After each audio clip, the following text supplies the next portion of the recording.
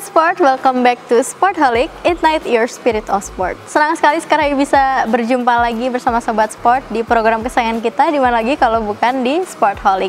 Yang pastinya nanti sekarang bakal bincang-bincang gitu, kita bakal bincang-bincang sama narasumber kita hari ini. Ada kakak cantik di sebelah aku, tapi kita kenalannya nanti dulu ya, kayak habis ini kita kenalan. Sebelumnya, sekarang mau nanya dulu gimana kabarnya Sobat Sport, semoga selalu sehat dan selalu semangat gitu ya dalam menjalani aktivitas. Nah, buat jaga kesehatan, jangan lupa kita tuh harus istirahat yang cukup, makan dan minum makanan dan minuman yang bergizi, dan juga olahraga yang teratur. Tapi selain itu, kita juga harus memastikan kalau cakupan atau kebutuhan vitamin harian di tubuh kita itu tercukupi, Sobat Sport. Makanya sekarang di sini mau rekomendasiin salah satu minuman multivitamin, yaitu Oranamin C. Oranamin C ini adalah minuman multivitamin yang punya kandungan vitamin lengkap dan aman untuk dikonsumsi sehari-hari, dan juga bisa membantu kita untuk mencukupi kebutuhan vitamin harian kita, Sobat Sport. Makanya Sobat Sport jangan lupa untuk jaga kesehatan ditemani oleh Oranamin C. Oke. Pasti Sobat Sport juga udah gak sabar gitu kan ya kenalan sama kakak cantik di sebelah aku. Ini siapa sih namanya dan menekuni olahraga apa? Langsung aja boleh dong Kak, kenalan dulu. Halo, perkenalkan aku Erliana dari Fakultas Matematika dan Ilmu Pengetahuan Alam, Program Studi Statistika. Oke, bisa dipanggil Kak Erli ya? Kak Erli. Oke, jadi narasumber kita hari ini adalah Kak Erli yang merupakan seorang mahasiswa statistika Universitas Brawijaya gitu kan. Siapa temennya boleh komen-komen di bawah gitu. Tapi Kak Erli boleh dong di-spill dulu menekuni olahraga apa sih?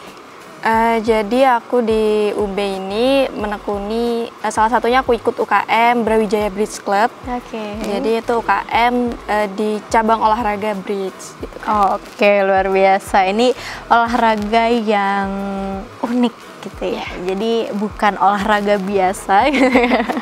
Ini olahraga yang pakai media catur ya Kak ya? Pakai media kartu. Maaf. Aduh, tipe jadi. Aku salfok sama kecantikan kakak ya. Aduh, bisa aja. Pakai media kartu gitu. Boleh dong dijelasin sedikit sebenarnya kalau dari KRI sendiri olahraga bridge ini adalah olahraga yang seperti apa?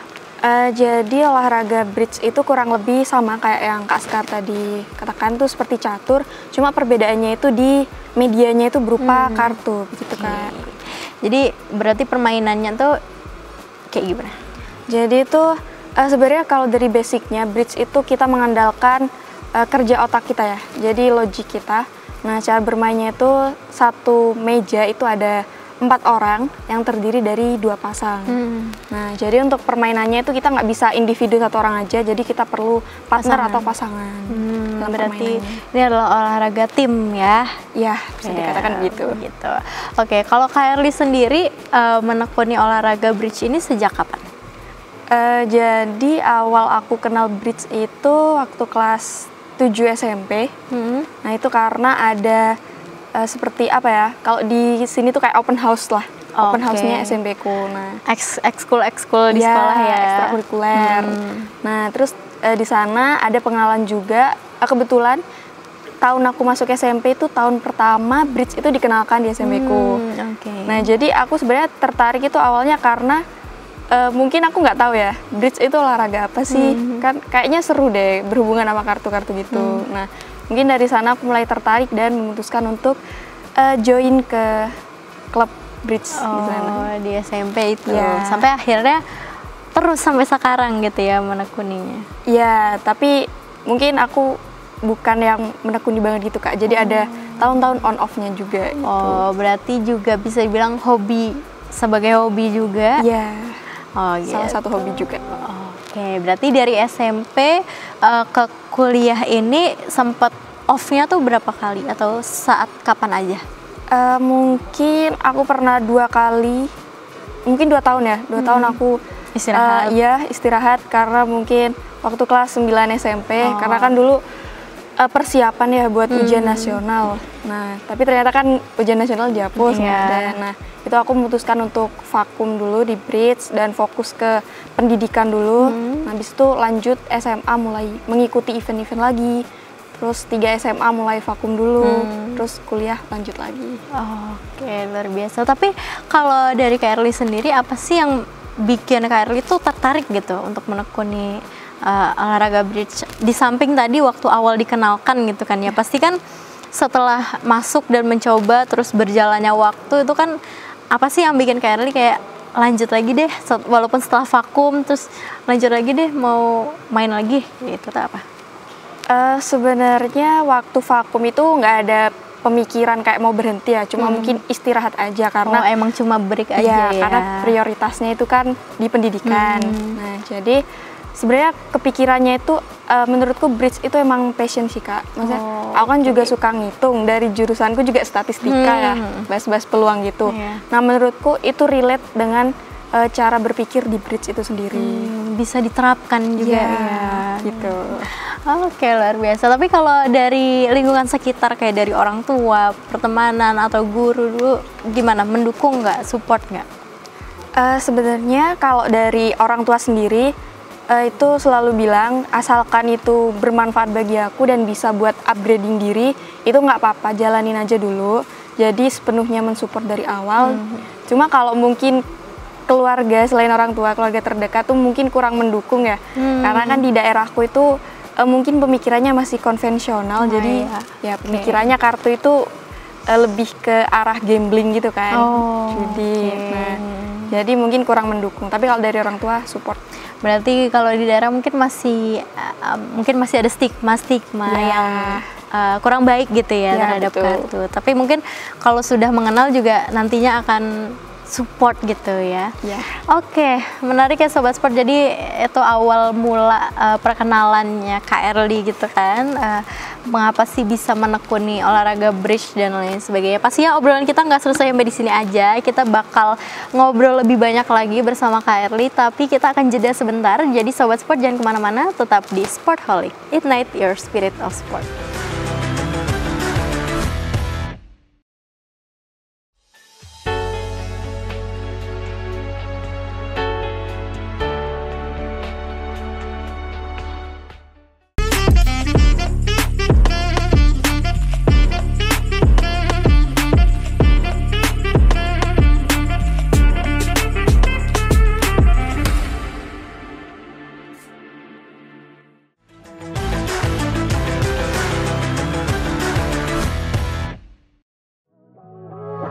Sport, welcome back to Sportholic, Ignite your spirit of sport. Masih sama Sekar di sini dan juga narasumber kita hari ini ada Erli. Iya, ada Kak Erli di sini. Tadi di awal Kak Erli udah menceritakan awal mula ikut bridge, awal mula kenal bridge seperti apa, terus juga sempat istirahat di beberapa waktu gitu ya. Mungkin itu bisa bilang kayak jeda transisi dari SMP ke SMA, SMA ke kuliah, karena memang kalau prioritasnya Kak Erli memang pendidikan dulu nomor 1 gitu. Nah, pastinya kan kalau kita lihat dari SMP gitu kan yang memulai menekuni bridge gitu, pasti udah ada banyak atau adalah pengalaman di jangka waktu itu sampai saat ini gitu. Boleh dong Kak Erli diceritakan gitu apa aja sih yang sudah dilalui gitu selama ikut bridge? Jadi sebenarnya ini ada terkait sama topik yang sebelumnya. Jadi waktu pertama kali bener-bener tertarik itu karena aku awal-awal ikut itu udah langsung ikut mini turnamen kayak mini bridge-nya lah. Jadi sebelum ke bridge-nya itu ada tahapan kita belajar mini bridge. Nah, di sana aku sama partnerku ini emang kita dari awal tuh emang partneran. Cuma emang jarang latihan aja. Jadi kita memutuskan untuk ikut karena ya kebutuhan memenuhi kota lah. Nah, ternyata di sana aku juara 1 gitu kan. Nah, dari sana aku tertarik buat mulai ikut terus. Dan mungkin event pertama yang mungkin terbilang cukup bergensi lah ya, itu aku ikut ke Jurprov di Kediri. Waktu mungkin kalau nggak salah 2017-2018. Berarti itu waktu kelas 8 semester 1 mungkin ya kalau nggak salah. Berarti di 8 semester awal. Oke. Berarti itu awal banget dong, awal ikut bridge ya? Itu awal ikut bridge. Mungkin aku masih ikut sekitar 4 bulan lah. Dan langsung ikut ke Jurprov. Gitu, luar biasa. Mewakili Banyuwangi waktu itu? Mewakili SMP ku. SMP. Wah, luar biasa. Tapi itu gimana Kak perasaannya? Maksudnya kan baru bisa dibilang kayak baru nyemplung ya. Iya, baru baru biur-biur dikit gitu kan. Terus tiba-tiba udah disuguhkan, ayo Erli ikut ke Jurprov, itu gimana perasaannya? Sebenarnya sih karena waktu itu hitungannya masih kecil juga ya, jadi belum tahu juga. Jadi kalau perasaan ke pressure sih nggak ada ya. Jadi lebih ke lebih senang karena kan dibayarin juga sama sekolah, jadi gratis jalan-jalan gitu. Nah masih belum ngerti lah sekompleks apa bridge itu. Jadi kan baru terjun juga ke bridge-nya. Gitu. Berarti masih ini ya, masih dibawa santai, dibawa have fun gitu ya. Karena iya sih masih SMP dulu. Tapi keren banget. Setelah itu? Mungkin setelah itu yang paling terdekat itu aku ada ikut pekan olahraga kabupaten. Jadi Porkap itu kayak semacam seleksi buat ikut porprofnya gitu. Nah kebetulan itu mungkin kelas 8 semester 2. Jadi mungkin selisih 6 bulan lah sama yang ke Jurprov tadi. Dan itu alhamdulillah aku sama partnerku juara 1 juga. Nah terus habis itu ada seleksi kedua. Jadi Porkap itu seleksi 1 untuk porprov. Terus ada seleksi 2-nya itu namanya Piala Bupati. Nah mungkin di sana karena aku udah mulai sibuk sama pendidikan, jadi tuh mungkin kurang terpecah fokusnya. Ya, kurang intensif juga latihannya. Jadi mungkin di sana aku gagal dapat nomor. Jadi gagal buat ke porprov yang di Gresik. Berarti akhirnya belum berkesempatan untuk ikut porprov waktu itu. Itu SMP kelas 2 juga. Ya, mungkin kelas 9 atau mungkin awal 8 ya. Mungkin mau naik kelas 9 itu ya masanya ya. Mungkin. Setelah itu vakum, istirahat. Vakum, fokus buat persiapan ujian juga. Terus habis itu ikut lagi SMA. Nah kalau di SMA mungkin apa ya? Pertandingan atau prestasi yang paling membanggakan deh waktu masa SMA itu apa? Mungkin SMA itu yang paling membanggakan itu aku ada juara ke Jurprov di Surabaya. Itu aku lupa tahun berapa, tapi seingatku kelas 11 semester akhir ya.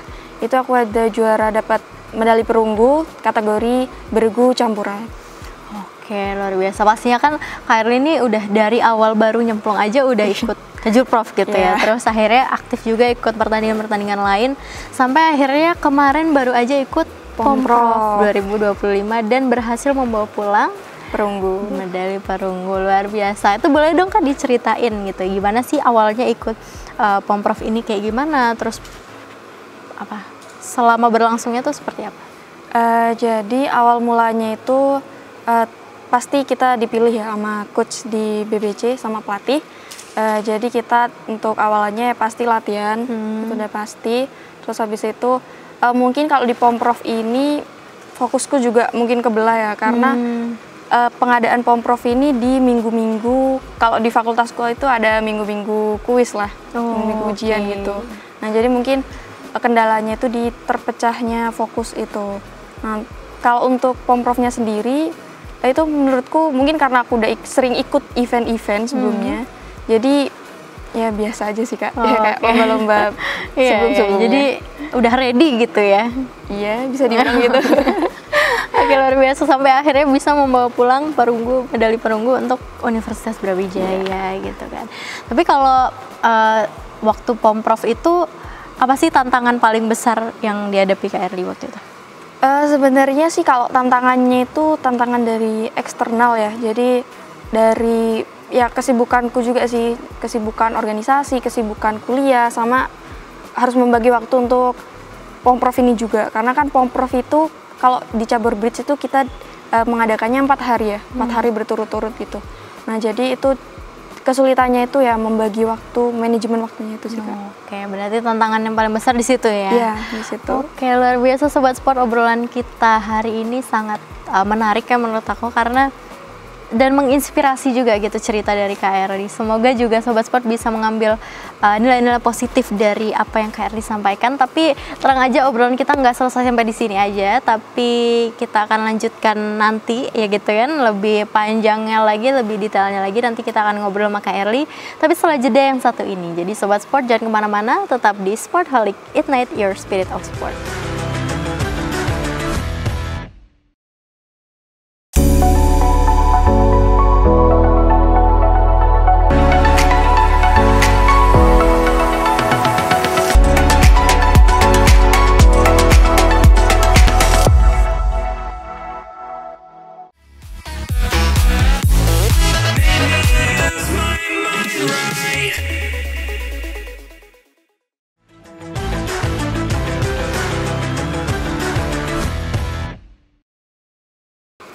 Hai Sobat Sport, welcome back to Sportholic, Ignite Your Spirit of Sport. Masih sama Sekar Hayu di sini dan juga narasumber kita hari ini ada Kak Erly yang sudah juga cerita-cerita tadi ya tentang pengalaman Kak Erly di olahraga bridge sampai dari tadi awalnya ikut waktu SMP, terus sampai sekarang juga masih aktif menekuni olahraga bridge gitu, sampai juga mencetak banyak sekali prestasi yang membanggakan gitu ya Sobat Sport, bukan hanya untuk dirinya sendiri dan keluarga tapi juga untuk daerah dan juga alma maternya Kak Erly. Luar biasa. Nah, kalau tadi pembicaraan kita terakhir adalah tentang Pomprov 2025 yang baru aja Kak Erly dan tim ikuti gitu ya. Yang akhirnya bisa berhasil membawa medali perunggu gitu kan, betul, untuk Universitas Brawijaya. Boleh dong Kak diceritain, pasti kan itu persiapannya juga nggak singkat ya, atau singkat? Boleh disampaikan persiapan untuk ikut Pomprov tuh berapa lama kalau dari tim sendiri? Mungkin kalau dari BBC-nya sendiri itu persiapannya tuh udah lama ya, mungkin udah berbulan-bulan.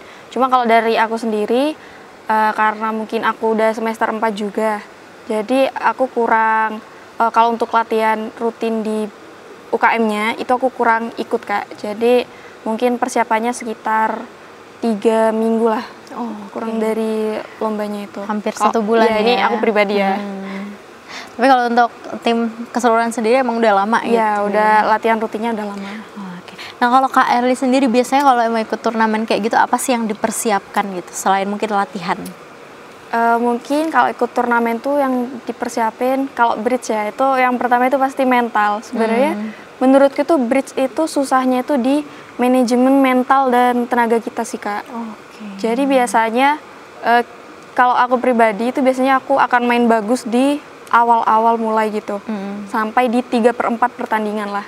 Nah, nanti biasanya kita kan main tuh dari pagi sampai kadang maghrib ya, sore atau maghrib itu. Jadi ada sekitar 8-7 jam kita main, 7-8 jam.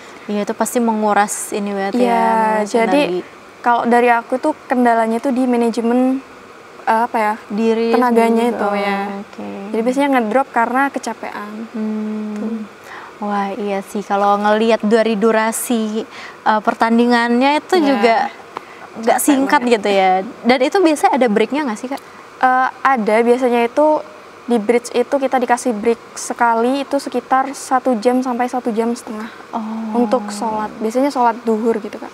Wow. Dan sisanya adalah ya untuk pertandingan itu gitu ya. Yes, jadi non-stop. Non-stop guys. Jadi emang mental dan kondisi diri ini juga emosi, energi itu juga harus bisa di-manage gitu ya, supaya emang terjaga sampai akhir ya Kak Erly ya. Sebenarnya yang diuji tuh kalau di bridge tuh mentalnya.